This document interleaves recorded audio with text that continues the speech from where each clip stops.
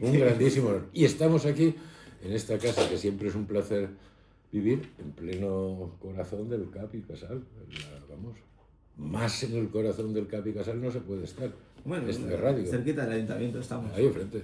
Un buen sitio también donde se hace buena política, ¿no? Sí, señor, sin lugar a dudas. Dependiendo de la época de gobierno también. Bueno, claro, ahora empiezan a hacerse políticas en serio, después del, en fin, de la desfeta, diría Compromís, de la desfeta de los 8 años de Ribó, socialistas y compañía. Intentan hacer mucho ruido desde la oposición también. Bueno, pero es que ya no les da para más, o sea, el ruido que hacían en la oposición antes de acceder a los 8 años de gobierno, bueno, pues tampoco tenía muchas ideas, pero era escenográfico. Pero claro, después de los 8 años de gobierno de Ribó y su panda, pues a ver, ¿qué van a decir que tenga un mínimo de credibilidad? Pues nada. ¿Cuáles son las principales diferencias bastante palpables entre la oposición que puede hacer Vox y el Partido Popular en el gobierno y la oposición que puede hacer el Partido Socialista y Compromís en Valencia o en la Comunidad Valenciana? Bueno, Compromís y el PSOE y toda la panda de izquierdas, ni en el Ayuntamiento de Valencia ni en la Comunidad Valenciana pueden hacer oposición, porque es que, claro, después de los 8 años del desastre del gobierno del Rialto en el Ayuntamiento de Valencia y del gobierno del Botànic en el conjunto de la comunidad, pues ya está, simplemente con tal de pensar en la inmensa tragedia que vivió Valencia el 29 de octubre como consecuencia del fanatismo climático de esta izquierda, Compromís, socialistas y los añadidos entonces de Podemos, que impidieron por ese fanatismo climático hacer las obras de canalización del barranco del Pollo. Es decir, prefirieron conservar, pues eso, cañas y matas a garantizar la seguridad de las personas y de sus bienes, pues con eso está todo dicho. Si aquellas obras de canalización se hubieran hecho y no se impidieron hacer por culpa de esa famosa ley de Huerta que esgrimieron como bandera para no hacer esas obras, si la Confederación Hidrográfica del Júcar hubiera permitido a los ayuntamientos y realizado por la propia Confederación también la limpieza de cauces y barrancos, pues no hubiera pasado todo lo que pasó, o hubiera, como ha dicho un reconocido experto recientemente en su comparecencia ante la Comisión de Investigación del Senado, el agua hubiera llegado hasta el tobillo. Bueno, con eso. Y en cambio, pues... Con eso sobra ya. Con eso sobra. Y en cuanto a lo que usted me preguntaba de qué diferencia hay entre la oposición que hace Vox y el Partido Popular al gobierno de la nación, es que Vox hace oposición y el Partido Popular ni se sabe. También hace oposición. Bueno, sí, pero un poquito y un ratito. Ahora, después en fin, del espectáculo, del nuevo espectáculo que ha dado este gobierno con ocasión del apagón, pues lo único que se le ocurre decir al señor Feijóo es que agradece la cariñosa llamada que le ha hecho el señor Sánchez dándole alguna explicación. Pero oiga, mire usted, frente a este gobierno solamente cabe una oposición frontal, firme, directa, incansable, coherente, absoluta, como la que hace Vox, y nosotros seguimos esperando que de una vez por todas el Partido Popular se entere que millones de españoles desean también que se sume a hacer esa oposición, porque de no hacerla lo único que está dándole es pues balones de oxígeno a Sánchez. Así que nosotros una oposición clara, frontal y firme. En 2021, o sea, no hace un ratito, en 2021 advertimos en el Congreso, le advertimos al gobierno que la destrucción de presas y el cierre de nucleares estaba generando una situación de debilidad y de dependencia del aparato energético español, aparte de que estaba provocando un clarísimo encarecimiento de la factura eléctrica. Dijeron que ni caso, que lo que había que seguir era con el sistema, con la reconversión del sistema eléctrico, dando primacía a las renovables, etcétera, etcétera, etcétera. Hace muy poco tiempo, con ocasión del apagón, exactamente igual que el que sufrimos el lunes en España, con ocasión del apagón que sufrió Chile, estuvieron 16 horas a cero absoluto de luz, advertimos que esto podía pasar en España y que Red Eléctrica no estaba en condiciones de impulsar esa transición energética a otro modelo que quería hacer el gobierno. Y la respuesta de Sánchez fue que todo esto eran bulos de la fachosfera y de la extrema derecha porque no podría haber un apagón absoluto en España. Pues esto es lo que ha pasado. Y claro, cuando se produce el apagón y tarda el presidente del gobierno 6 horas en comparecer, con un país absolutamente paralizado, con un país perplejo, con un país inquieto porque no se sabía qué es lo que estaba pasando, y tarda 6 horas en comparecer para decir que bueno, que no sabe nada de lo que ha ocurrido, que no tenemos ni idea de lo que ha pasado, pero que esto no va a volver a pasar. Mire, primero está usted mintiendo, usted sabe perfectamente qué es lo que ha ocurrido y no quiere contárselo a los españoles. ¿Por qué no quiere contárselo a los españoles? Porque probablemente todo lo que ha ocurrido es consecuencia de ese fanatismo climático que ha determinado un tipo de modelo energético español que falla. Hombre, resulta que las nucleares no son para este gobierno un elemento primordial de producción energética. No lo son. Pero en cambio, cuando se produce una situación como la que se produjo el lunes, España pudo recuperar con cierta prontitud el suministro eléctrico gracias a la interconexión con Francia, es decir, gracias a la electricidad que venía producida por las centrales nucleares francesas. Si es que el problema de este gobierno es que es de broma. Y sale el presidente diciendo que todo esto es culpa de los operadores privados. Oiga, lo dije aquí un día y hay que repetirlo. Es decir, el problema de este gobierno es que nos toma a los españoles por necios, por bobos o por gilieso. Pero ¿cómo que es culpa de los operadores privados?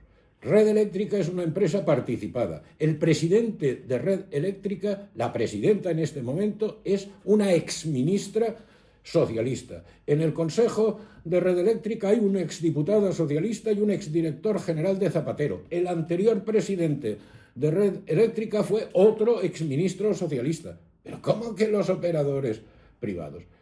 Y la presidenta de Red Eléctrica, que según se ha sabido en el momento en que se produjo el apagón, estaba poniendo unos tuits en las redes en contra de Trump, tarda 48 horas en salir, ha salido esta mañana un ratito, a decir nuevamente lo mismo, que no, que ellos no saben nada, que no saben la causa de lo que ha sucedido.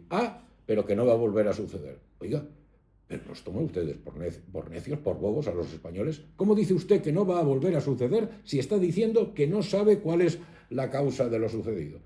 Y como gran remedio a todo esto, a todas estas carencias y debilidades de nuestro sistema energético, que vienen determinadas por ese fanatismo climático de la izquierda, apoyado por el PP, que también el PP está en estas mismas historias, puesto que todo sale de Bruselas y cogobiernan la Comisión, socialistas y populares. Entonces nos dice Bruselas que como gran remedio para averiguar qué ha pasado es que va a constituir una comisión integrada por todas las operadoras nacionales europeas, incluidas las operadoras españolas y portuguesas, que darán su dictamen dentro de 6 meses.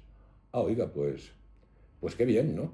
Y mientras tanto, eso sí, el gran apagón, que ha sido un apagón eléctrico, ha sido también un apagón informativo, ya no solo porque el gobierno elude dar explicaciones a los españoles, sino también porque el apagón se produce apenas unas poquitas horas después de que se conozca que el hermano del presidente del gobierno finalmente es imputado ya formalmente por la autoridad judicial por 2 presuntos delitos muy graves de corrupción.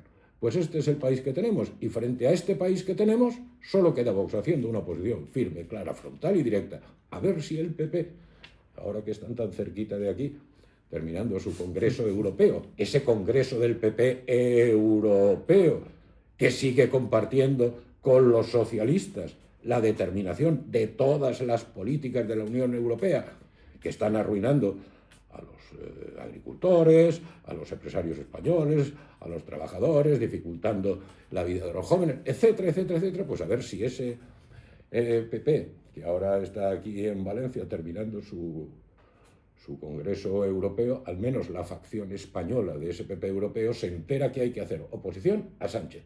y que queda ridículo ante una situación como la que ha vivido el país en estas horas con el apagón, por toda declaración decir aquello de hemos recibido una llamada muy cariñosa del señor Sánchez que le agradecemos. Como diría un castizo, amos, anda. Y por cierto, a ver quién va a pagar los daños producidos por este apagón, que se estiman en alrededor de 2.000 millones de euros, tirando por lo bajo. Y a ver quién va a responder también de la pérdida de vidas humanas, porque no olvidemos que también se han producido pérdida de vidas humanas. Así que esto es lo que hay. Cinco pérdidas humanas creo que eran, el 0,1% del PIB español era lo que se había perdido, aquí en la Comunidad Valenciana 650 euros de media en los trabajadores autónomos, y algún dato había que se me escapaba, más de las 6 horas del apagón informativo de Pedro Sánchez, y que a día de hoy no se conoce. Estos datos que tú das, que son muy exactos, pero no dejan de ser provisionales, porque claro, evidentemente habrá que hacer una valoración general de lo que ha sucedido en España. Y mientras tanto, eso sí, hoy mismo en Portugal ya está reunido el Congreso portugués, compareciendo el primer ministro para dar explicaciones, y aquí hasta el miércoles que viene, no comparecerá Sánchez ante el Congreso para intentar dar una explicación, vamos. No creo que den ninguna, digo yo, porque si no la ha dado en estas comparecencias que ha realizado en las últimas horas, no sé si delante del Congreso, pues últimamente no está acostumbrado a decir gran cosa, entonces no sé si va a ser el lugar idóneo para él para decir algo. Él prefiere las comparecencias sin preguntas. Sí, llegará al Congreso y saldrá y dirá que la culpa, que la culpa es que todo lo que hemos vivido ha sido un bulo. No lo hemos vivido, que el país no se apagó, que esto ha sido una fantasía de la extrema derecha.